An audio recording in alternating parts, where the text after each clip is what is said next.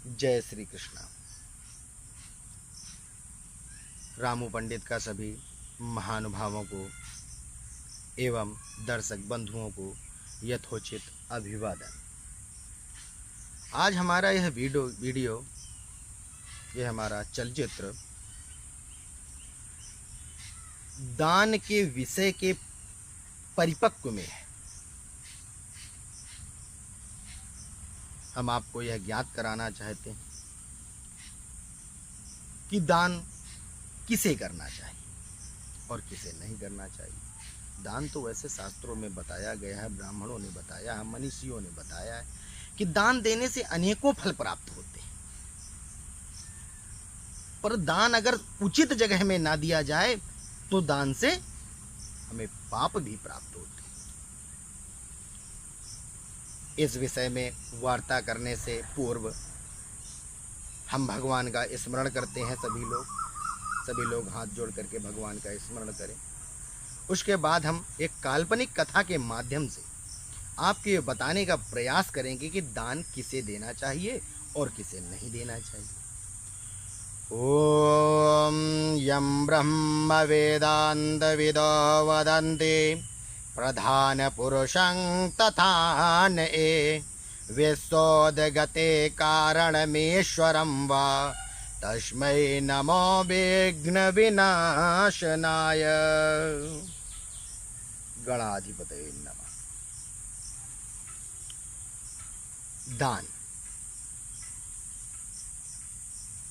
दान देने से अनेकों प्रकार के पाप क्षय हो जाते हैं। दान देने से सुख समृद्धि प्राप्त होती है, पुत्र पौत्र की रक्षा होती है और सभी जगह विजय की प्राप्ति होती है, जैसा कि हमारे मनीषियों ने बताया। परंतु दान देना किसे चाहिए किसे नहीं चाहिए ये भी मनीषियों ने बताया। तो सबसे पहले दान किसे देना चाहिए इस विषय में बताते हैं। दान हम जिसे देते हैं वह सुपात्र होना चाहिए, अर्थात दान देने योग्य होना चाहिए। उसके लक्षण कैसे होने चाहिए? माता पिता की सेवा करने वाला, दूसरों की निंदा न करने वाला,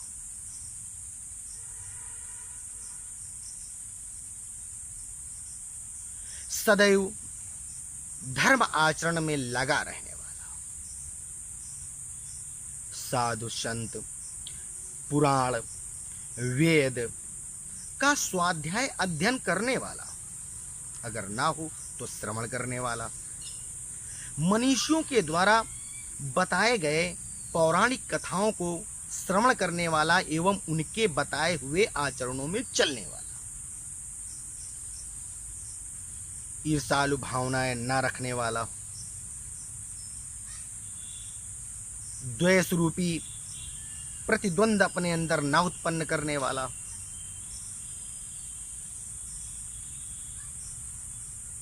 अपने शरीर से किसी को कष्ट न पहुंचाने वाला, अपने मुख से किसी को दुख न प्राप्त कराने वाला, संपूर्ण जगत के व्यक्तियों में समता बनाए रखने वाला, वाणी में मधुरता हो, भगवान के लिए रस बोलने वाला, यानी कि सांसारिक प्रपंच को बोलने वाला, संसार में हो रहे प्रपंचों की व्यर्थ बकवास का ऐसा नहीं, भगवान की भक्ति सागर के प्रवचनों को बोलने वाला, ना हो तो श्रवण करने वाला। ऐसे सुपात्र को दान देना चाहिए, जिसके दान देने से धर्म बढ़ता है, धर्म उन्नति होती है, धर्म की प्रगाढ़ता होती है और लोगों तक आपके दिए हुए धन से वो अनेकों प्रकार की ऐसे चीजें तुम्हारे पास पहुंचाता है जिससे आप संतुष्ट होते हो और आपको ज्ञान होता है एवं दान देने का महत्व तुम्हें पता चलता है। ये रहे दान देने वाले के लक्षण जो सुपात्र होता है, संक्षिप्त वर्णन। अब कुपात्र, इन्हीं से विपरीत रहने वाला, अर्थात माता पिता को ना मानने वाला, धर्म आचरण में ना रहने वाला, पुराण इतिहास वेद की निंदा करने वाला, गुरु को ना मानने वाला, अपनी इच्छा से कार्य करने वाला, शास्त्र की ना मानने वाला, भोग विलास में लगा रहने वाला और कभी भी भगवान का नामोच्चारण ना करने वाला, भगवान की कथाओं को निरर्थक व्यर्थ बकवास बताने वाला और सदैव अराजक चीजों को देखने वाला,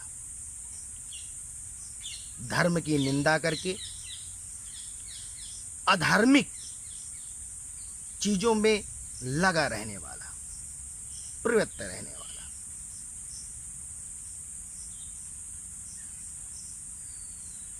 साधु संतों से द्वेष करने वाला, घर में आए हुए याचक को दान ना देने वाला, इस प्रकार के जो लोग हैं उनको दान देने से, हाँ एक और बात, कर्मकांडी ब्राह्मण, मैं भी हूं कर्मकांडी ब्राह्मण, जो केवल अपने कर्म और धन संचय में लगा रहने वाला,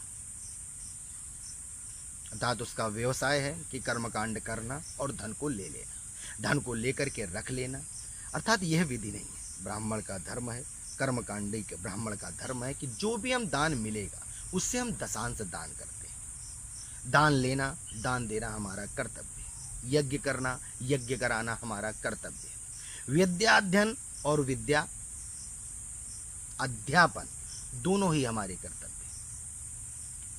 इस प्रकार कर्मकांडी ब्राह्मण जो केवल भगवान की पूजा अपने अर्थव्यवस्था के लिए करते हैं, वो भी कुपात्र के ही संगी हैं, उन्हें भी दान देने से दोष लगता है। जो ब्राह्मण अपने आप को विद्वान कहते हैं, ज्ञानी कहते हैं और अपने ही वर्चस्व को बताते हैं कि हम इतने थे, हम फला जगह गए, हमने ये कार्य किया, हमने वो कार्य किया, हम उनसे ऊंचे हैं, वह भी मूढ़ है, अर्थात उन्हें यथार्थ ज्ञान नहीं, अर्थात उन ऐसे पाखंडियों से दूर रहें, वो भी दान देने योग्य नहीं। ये रहे कुपात्र के लक्षण। तो आपको तो पता ही चल गया होगा कि किसे दान देना चाहिए और किसे दान नहीं देना चाहिए। फिर भी हम एक काल्पनिक कथा के माध्यम से बताते हैं कि कुपात्र को दान देने से क्या फल मिलता है और सुपात्र को दान देने से क्या फल मिलता है। एक राजा थे, वो अपनी भार्या के सहित भ्रमण करने निकले कि हम तीर्थों का भ्रमण करेंगे, भगवान के मंदिरों में जाएंगे, ऐसे ऐसे सुकर्म करने के लिए वो घर से निकले। जाकर के अनेक मंदिरों में घूमे, देवालय गए, ब्राह्मणों के आशीर्वाद लिए, साधु संतों के पास प्रवचन सुने। ऐसा करते करते पूरा दिन बीत जाता है, सायं आ जाता है, शीतकालीन दिन चला करते, तो वे घर के लिए, अपने नगर के लिए प्रस्थान करते हैं। प्रस्थान करते समय नदी के किनारे राजा की पत्नी का भाव जाता है कि अरे नदी के किनारे क्या भाव होता है उनका, कि देखें क्या है। तो नदी के किनारे बहुत सारे मछुआरे लेटे हुए, जिनके पास कोई वस्त्र नहीं होता, शीतकालीन का समय होता है। तो रानी के अंदर एक भावना उत्पन्न होती है कि क्यों ना इन बेचारों को दान दे दिया जाए। तो राजा से कहते हैं कि इन बेचारों के पास कोई कपड़े नहीं है, रात भर ठंड में मर जाएंगे, शीतकालीन समय चल रहा है, हम इन्हें कुछ कंबल वगैरह दान देना चाहते। राजा ने कहा कि दान देने का कोई मतलब नहीं है रानी, दान मत दो, और चलो घर चलते हैं। रानी ने राजा की आज्ञा मानी, क्योंकि पति की आज्ञा माना स्त्री का धर्म है। रानी ने जो आज्ञा मानी और मान करके अपने घर के लिए राजा चल दिए। तभी रास्ते में एक ब्राह्मण दिखाई पड़ता है जो भूख प्यास से व्याकुल रहता है।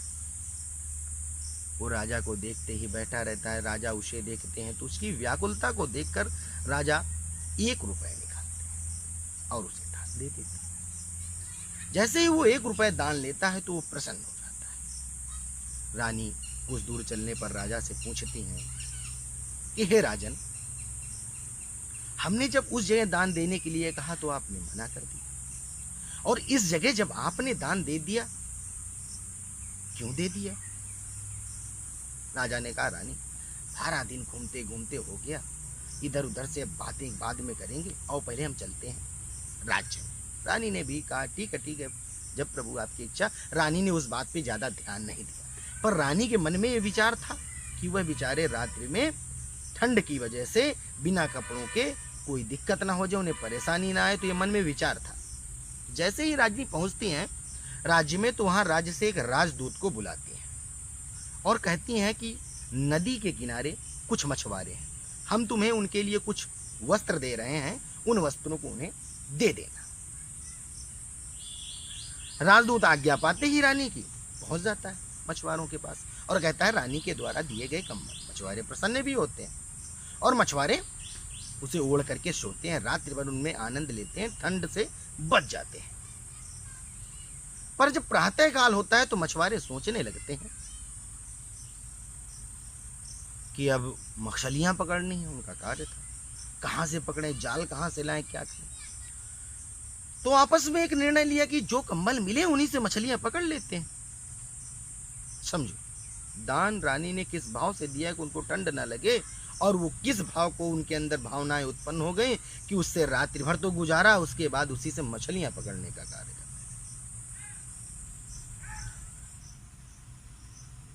अब उधर से राजा जब प्रातः काल हुआ तो भ्रमण करने के लिए निकले, तो उन्होंने देखा कि कुछ मछुआरे कंबलों से हजारों मछलियां पकड़ के रखी है। राजा ने सोचा, रानी ने शायद कहा था कि हम दान देंगे, हो सकता है रानी ने कंबल दान दे दिए। राजा ने कुछ कहा नहीं, वहां से राज्य पहुंचे, और राज्य पहुंचने के बाद रानी से कहा, क्या तुमने दान दिए थे उन मछुआरों को? रानी ने कहा, हाँ, हम क्षमा चाहते हैं, हमारे अंदर भावना थी, मैंने आपकी आज्ञा का उस समय पालन किया, लेकिन मैं अपने आप को रोक नहीं पाई, मैंने सोचा दान दे दूं, बेचारे रात्रि भर कैसे रहे। राजा ने कहा, रानी, मैंने दान के लिए नहीं मना किया था, दान कैसा होना चाहिए इसलिए मना किया था। आओ हमारे साथ चलो, हम तुम्हें दिखाते हैं तुम्हारे दिए हुए दान से क्या लाभ हुआ। रानी को उन मछुआरों के पास ले जाते हैं और कहा कि देखो, ये तुम्हारे दिए हुए कंबल, इनसे इन्होंने रात्रि तो गुजारी, अच्छी बात है, ठंड से बचे, परंतु इन कंबलों का प्रयोग हजारों प्रकार के जीवों को मारने के लिए किया। अर्थात आपके दान देने का क्या फल हुआ? तुमने 10 लोगों को ठंड से बचाया, और इन्होंने हजारों जीवों को, 10 जीवों को तुमने बचाया, ये हजारों जीवों को मार रहे हैं, आपका दान व्यर्थ। रानी ने कहा कि अरे रे, हमसे महापाप हो गया, आपने नाथ मना किया था, हमने ऐसा कर दिया। और उसके बाद कहा, रानी शोक मत करो, आओ हमारे साथ चलो। उस ब्राह्मण के पास गए और कहा कि मैंने जो आपको दिया था प्रभु ब्राह्मण देवता, हे द्विज श्रेष्ठ, हमने जो भी तुम्हें दान दिया था उसका तुमने क्या? ब्राह्मण ने मुस्कुराते हुए कहा कि हे राजन, आपके द्वारा दिया गया जो भी हमें दान था, मैंने उससे अपने कुटुंब का पालन किया, पोषण किया, भूख प्यास से व्याकुलता थे, और संतुष्टता से उसे खा करके सब सो गए, और हम भी सो गए। अभी प्रातः काल उठे और आपके दर्शन हुए।